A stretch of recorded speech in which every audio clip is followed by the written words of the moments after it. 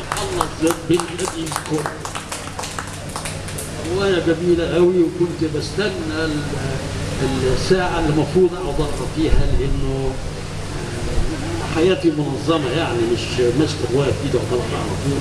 هو يقول لي خلصت رواية، لسه ما خلصتهاش يا زميل، وأنا بقعد ساعة أقرأ في التراسينة اللي هي اسمها البلكونة دلوقتي، علشان تبقى الشمس والإضاءة كويسة قوي، وأقدر أشوف الكلام الأخبار، وليا قاعدة مخصوصة كده، آخد القهوة جنبي والسيجارة وبتاع وأقعد أقرأ سمير. فأنا كل يوم بستنى اللقاء مع سمير في القعدة دي عشان أقرأ لي فصل أو اثنين من الرواية. وتيجي لي مراتي بقى تقول لي سمير ازايه؟ وأحكي لها حكايتين من اللي أنا قريتهم. حاجات زي كده يعني. شكرا قوي سمير، وانا يجي وجود اتكلم هنا. عزيز وجاي من اخر الدنيا يعني، ده شرفني. في حد تاني يحب يعقب على الرواية؟ طيب هندي بقى مساحة لأستاذ سمير هيقول يعني جزء من رؤيته هو الشخصية، عشان نشوف هو متفق معانا في ايه ومختلف معانا في ايه، وبعديها هتسمحوا لي بدقيقتين وتنتهي هذه الجلسة. كل الوجوه اللي قاعدة وجوه حبيبة وصديقة وعارفاني وعارفة رسالتي، فيبدو إذا اختلفت معاكم ما تزعلوش، وإذا يعني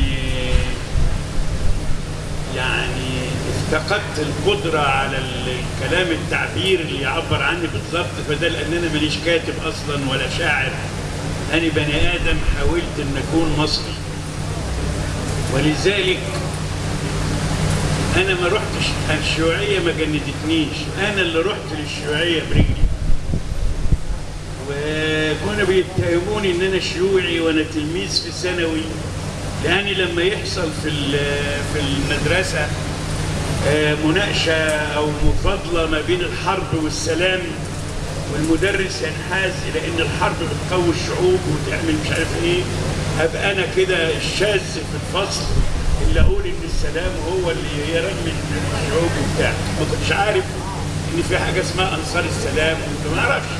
تسربت لي هذه المبادئ والأفكار يمكن من كتاب أساطير الحب والجمال عند الإغريق اللي قراها لي المدرس الرسم في ثانية ابتدائي في مدرسة الجمالية الابتدائية، وكان بيقرا لنا الأساطير دي عشان خاطر نرسم. يمكن من دولاب خالد إبراهيم اللي هو كان خريج أزهر، والكتب القديمة وألف ليلة وليلة اللي كنت بحكيها لخالاتي العوانس عشان هم بعضهم ما بيعرفش يقرا.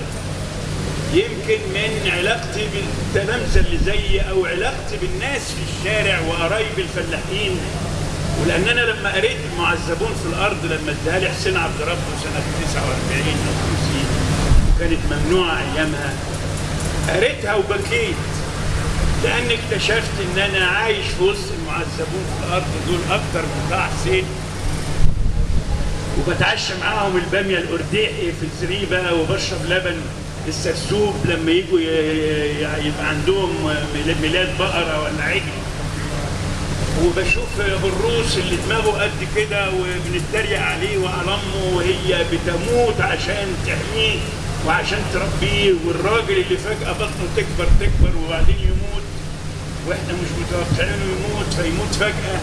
يعني إذا طب ما أنا ما كنتش بهتم ليه كده؟ بيتنا فيه سراير وبلط وفيه مواسير في الحيطة لأن أبويا يعني كان له ثقافة تانية، وبروح أشوف الناس بتطص راسها وشها بشوية ماء من البلاصي وبتاكل عيش بمش وما بتفطرش وما بتاكلش 3 دقات.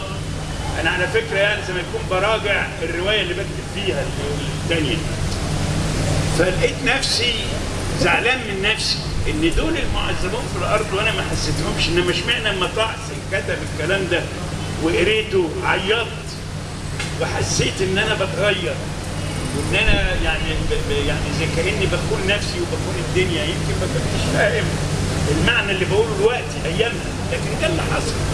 فانا على الخمسينات و56 والتأميم وبتاع دخلنا في معارك عشان الجمعيات التعاونيه، مش علشان مبدا التعاون ومبدا مش عارف ايه، لا، كنا عايزين فلوس من الجمعيه التعاونيه للنادي، واحنا مش لاقيين فلوس. وعرفنا حسين عبد ربه لما دخل كليه الحقوق عرفنا ان القانون بيقول ان في فلوس من الجمعيه تدفع للطلبه وتدفع والعدل والمساواه. دي مشكلتنا مع الناس، ان احنا ازاي، مش مشكلتنا مع الدين. احنا مفيش مشكله مع الدين، لان انا في رايي ان الاديان كلها نزلت عشان تنصف الغلابه والمساكين والمظلومين والعبيد وتحررهم. ولو نرجع لاصول كل الديانات هنلاقيها في الاصل كده نوع من الثوره ضد الاضطهاد وضد الكفر. احنا مش برضه الحكايه دي، الاسماء ممكن تختلف، لكن هم استطاعوا بتآمر الطبقه البرجوازيه باجنحتها المختلفه بما فيهم الاخوان كتجار ريعيين وسماسره. انا بشوف الوقت الاعلام بتاع الراجل اللي دقنه على بطنه كده وقاعد في مكتب فخر وعمال يتكلم عن الكافيارو اللي بتدي الشده للرجال واللي بتخليك بتمتثل بتاع 30. ده ايه علاقته بالاسلام؟ فلازم يتفضح ده. ايه ان انا احول الحسن والحسين وهم شخصيات مقدسه عند جماهير المسلمين الى كفته وسجق، واقعد ارقص البنات والعيال عشان ابيع الحسن والحسين كفته وطعم ما يختلفش عليه اثنين. هم بيتاجروا بالدين. الراجل اللي بيقول لك عمرو الليثي ده ولا اسمه ايه الليثي اللي بيطلع يقول لك الرقيه الشرعيه، سيدنا محمد نفسه ما عليكش حد بالقران وما عليكش حد بالرقى والحاجات دي. دي اختراعات منذ السقيفه حصلت وبدات الخلافات على السلطه وسيطر التجار وبني اميه والى اخره لغايه الان. فعملوا ثقافه امتدت من ايامها لغايه النهارده ما حدش تصدى ليها. اللي تصدى ليها اتشنت.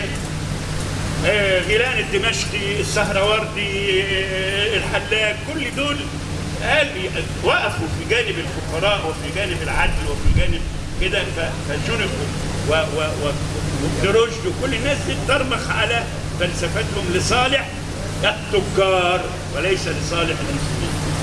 فانا لذلك انا في علاقتي مع الاخوان في السجن كنا بنتكلم في كده، وكنت لقيت عندهم ده.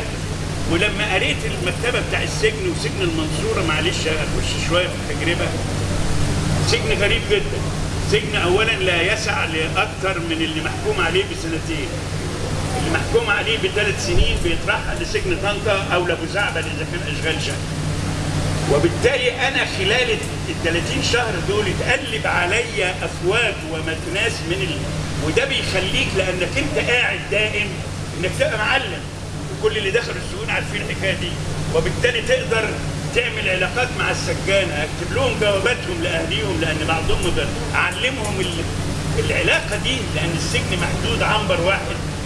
ادتني فرصه ان انا يعني بعد القتل المستمر في الزنزانه ان انا اخرق ده بواسطه برضه السجاير. ولذلك الكلمه اللي قالها الشاويش محمود سعد قالها عقب انه التهم علبه بلوبيف ورا باب الزنزانه وكان صعب جدا. فانت تعرف ازاي تتعامل معاهم. فيهم الناس الطيبين اللي زي حسن عطيه اللي يعيط ويقول لك لو كان عندي 3 قريض ما كنتش اشتغلت سجان.